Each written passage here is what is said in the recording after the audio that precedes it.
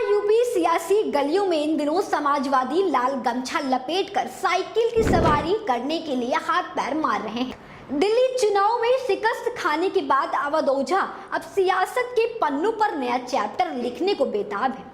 बता दें, आम आदमी पार्टी के जरिए सियासत में एंट्री करने के बाद अवध ओझा ने पिछले दिनों सपा प्रमुख अखिलेश यादव से मुलाकात की थी। अखिलेश के साथ उनकी तस्वीरें भी सामने आई थी, जिसके बाद से ही सियासी गलियारों में हड़कंप है और ये कयास लगाया जा रहा है कि अवध ओझा अपने गृह जनपद गोंडा की किसी सीट से 2027 में विधानसभा चुनाव लड़ना चाहते हैं। ये तो आप सभी जानते होंगे कि दिल्ली विधानसभा चुनाव से ठीक पहले आम आदमी पार्टी का दामन थामकर अवध ओझा ने राजनीतिक पिच में कदम रखा था।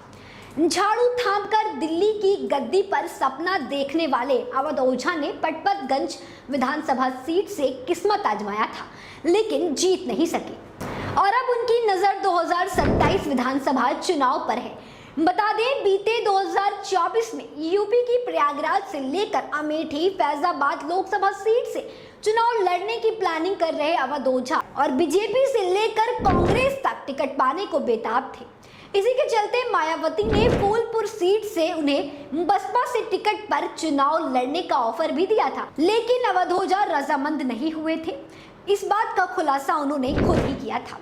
दिल्ली में हार से हताश होकर 1 महीने तक गुमनाम रहे और उसके बाद यूपी में समाजवादी लाल गमछा गले में डालकर अखिलेश यादव को 2027 में सीएम बनने की भविष्यवाणी करते नजर आए।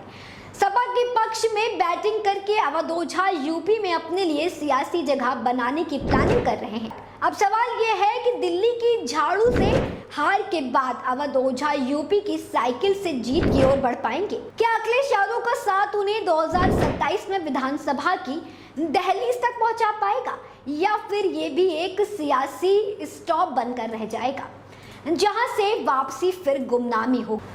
राजनीति में ना इरादे स्थायी होते हैं और ना रिश्ते। अब देखना ये होगा कि ओझा का अगला पड़ाव गोंडा की कोई सीट होगी या फिर सियासत से दूरी। कमेंट में जरूर बताएं।